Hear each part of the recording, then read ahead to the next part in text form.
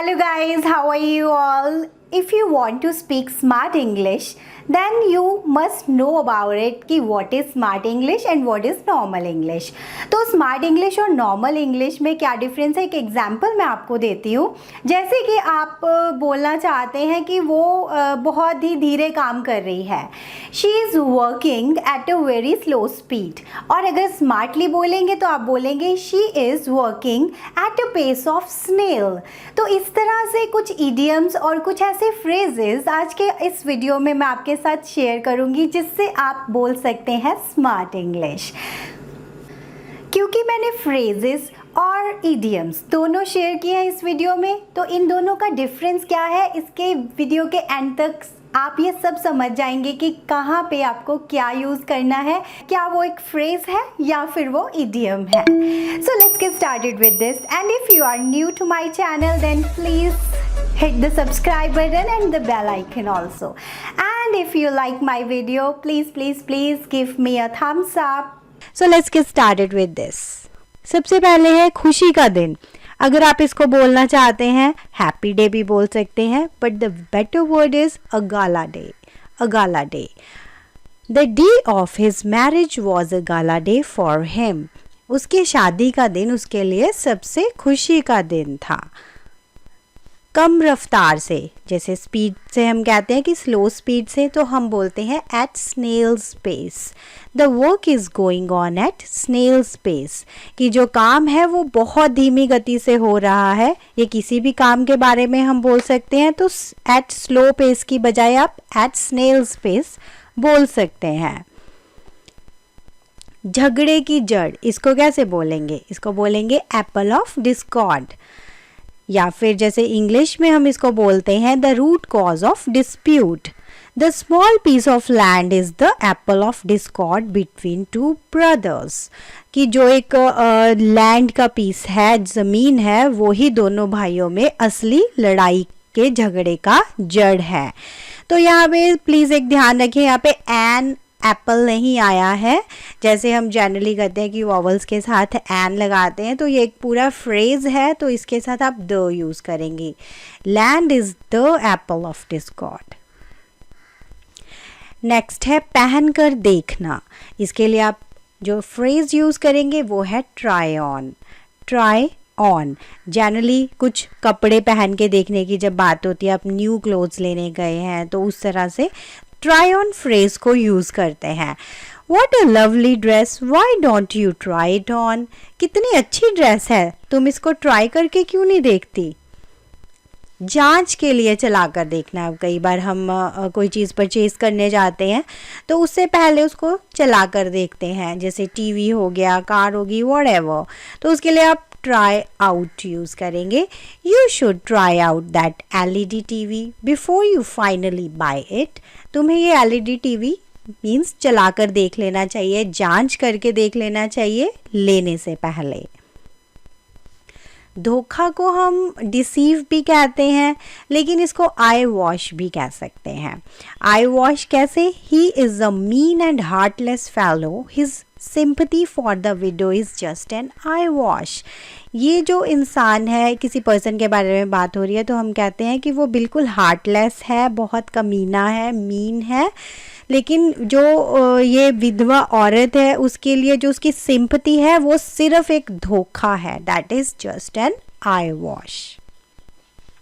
फरार, जैसे out of custody हम कह देते हैं, तो उसको एट लार्ज भी बोलते हैं. कई बार न्यूज़पेपर्स में या टीवी में हम ये सुनते हैं the criminal is still at large. इसका मतलब है कि वो अभी भी फरार है, वो अभी भी कस्टडी से बाहर है.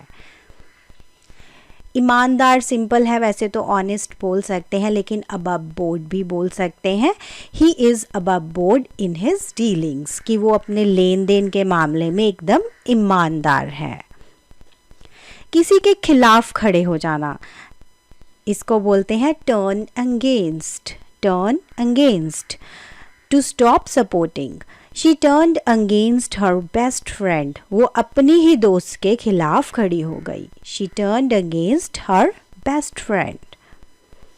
पतन की ओर, जैसे हम कहते हैं डिक्लाइन होना, कोई चीज़ लो लेवल की तरफ जा रही है, तो एट लो एब आप बोलेंगे इसको his efficiency is at low ebb, his efficiency is at low ebb. मैं उसकी गलतियों को ज़्यादा देर बर्दाश्त या फिर अनदेखा नहीं कर सकती। I can not wink at his faults any longer. Wink at, as I told you earlier, means ignore करना। Add fuel to the fire, इसको हम कब यूज़ करेंगे? जब आप कहना चाहते हैं कि आग में घी डालना। Why are you adding fuel to the fire? आप आग में घी डालने का काम क्यों कर रहे हो? above all, सबसे बढ़कर। at the highest point, he is a good doctor, above all he is a good man। वो एक अच्छा डॉक्टर है लेकिन सबसे बढ़कर वो अच्छा आदमी है। जब आप ऐसा किसी के बारे में दो उसकी अच्छी खासियत के बारे में बताना चाहते हो तो दोनों में आप जो ज़्यादा है उसके साथ above all को यूज़ कर सकते हैं। प्रस्तुत करना, टर्न इन, ये टर्न इन काफ़ी इंपॉर्टेंट है, अक्सर एग्जाम्स में आ जाता है। तो ये कब हम यूज़ करते हैं? जैसे कि कोई आपको वर्क दिया गया है और आप वो रिटर्न वर्क स्पेशली जब आप वो सबमिट करते हैं। He turned in his answer paper and came out of the examination hall, means कि जो उसका आंसर शीट था वो उसने सबमिट कर दिया, मीन्स रिटर्न वर्क उसने सबमिट कर दिया। तो उसके लिए टर्न इन वर्ड को यहाँ पे यूज़ कर सकते हैं। And adept in, adept in होता है निपुण होना, किसी चीज़ में एक्सपर्ट होना। She is adept in painting, she is adept in painting. Add insult to injury, नुकसान और अपमान करना, मीन्स उसका अपमान तो किया ही किया, इंसल्ट तो की लेकिन साथ साथ में उसको नुकसान भी पहुंचाया। तो ये कैसे यूज़ करेंगे? His boss dismissed him to add insult to injury, he didn't give him wages for 1 week। उसके बॉस ने उसको निकाल तो दिया ही लेकिन इसके साथ साथ उसको और ज़्यादा हार्म पहुंचाने के लिए उसके पैसे भी काट लिए। ऑल मूनशाइन, बकवास, इसका मतलब है कि कोई भी जो फालतू की गॉसिप्स होती हैं, इमेजिनरी लोग कुछ भी बोल रहे होते हैं उसके बारे में है। His statement was not based on reality, it was all moonshine, कि जो वो कुछ भी स्टेटमेंट्स दे रहा है वो कुछ भी उसका रियलिटी से लेना देना नहीं है, सब बकवास है। It was all moonshine. निगरानी करना मीन्स वॉच ओवर या गार्ड, उसको गार्ड करना, watch over. The dog faithfully watched over his masters sleeping child, यहाँ से आपको क्लियर हो गया होगा कि बच्चे की जो एक डॉग है वो बहुत अच्छे से देखभाल कर रहा है, निगरानी कर रहा है, नॉट एग्जैक्टली देखभाल।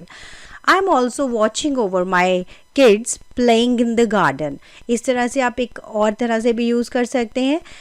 अगर आप इन सेंटेंसेस को अच्छे से यूज़ करना चाहते हो तो एक से ज़्यादा सेंटेंसेस बनाने की कोशिश कीजिए। तो वॉच ओवर का ही एक और सेंटेंस बना के आप प्लीज़ कमेंट बॉक्स में कमेंट कीजिए। ऑल ओवर विद, ख़त्म करना। The matter was all over with his departure, matter जो था वो उसके डिपार्चर के साथ ही ख़त्म हो गया। जब आप कहते हैं कि वो बहुत अच्छा है, ही इज़ गुड, लेकिन आप उसको बहुत ज़्यादा अच्छा बोलना चाहते हैं तो एज गुड एज गोल्ड का यूज़ कर सकते हैं। He is as good as gold. At a stretch, लगातार या continuously. He worked for 12 hours at a stretch, he worked for 12 hours at a stretch, तो मतलब कंटिन्यूसली, लगातार उसने 12 घंटे काम किया। एट अ स्टैंड स्टिल, गतिहीन, मोशनलेस, मीन्स कि जैसे हम कहते हैं कि कोई काम जो है वो एकदम से रुक गया, ठीक है, रुकना मीन्स गतिहीन होना। Due to the shortage of funds the construction work is at standstill, क्योंकि पैसे की कमी हो गई, फंड्स की कमी हो गई, इसलिए काम जो है कंस्ट्रक्शन का जो वर्क है वो रुक गया, गतिहीन हो गया। धुंधला पड़ना, अब कई बार क्या होता है कोई जैसे कलर हो सकता है धुंधला पड़ गया, या किसी भी चीज़ के इंटेंसिटी या इफ़ेक्टिवनेस जब कम होती है तो हम वियर ऑफ का यूज़ करते हैं। This colour will wear off soon, ये वाला जो कलर है वो जल्दी धुंधला पड़ जाएगा। अगर आप इसको कहीं और यूज़ कर सकते हैं तो प्लीज़ एक सेंटेंस बनाइए और उसको कमेंट बॉक्स में कमेंट करने की कोशिश कीजिए, क्योंकि जितने सेंटेंसेस आप खुद से बनाएंगे उतनी जल्दी जो वोकैब वर्ड्स हैं वो आपको लर्न हो जाएंगे। एट एनी कॉस्ट, किसी भी कीमत पर। Anyhow, I want to get this at any cost, मुझे ये चीज़ किसी भी कीमत पर चाहिए। जैसे आप कहते हैं कि मुझे इंग्लिश किसी भी कीमत पर सीखनी है, इसको आप कैसे बोलेंगे? Please write in the comment box. कोई भी एक, जितने भी मैंने आपसे क्वेश्चंस पूछे हैं, कोई भी एक जो आपको इजी लगता है उसको ज़रूर आंसर करने की कोशिश कीजिए। ऑल द रेज, बहुत प्रसिद्ध, जैसे कोई बहुत पॉपुलर होता है। The fashion was all the rage 10 years ago, कि ये वाला जो फैशन था 10 साल पहले बहुत पॉपुलर था। तो आप ऑल द रेज अक्सर जो है हम इंटरनेट पे या न्यूज़पेपर में ऐसे वर्ड्स पढ़ते हैं, लेकिन हमें समझ नहीं आते कि इनका मीनिंग क्या होता है। व्हाइल अवे, समय नष्ट करना। Spend time idly, get back to your work, अपने काम पर वापस जाओ। Don't while away your time in trifles, कि ये फालतू की चीज़ों में अपना टाइम वेस्ट मत करो, अपना समय नष्ट मत करो। डोंट वेस्ट टाइम भी होता है, डोंट व्हाइल अवे भी होता है इसके लिए।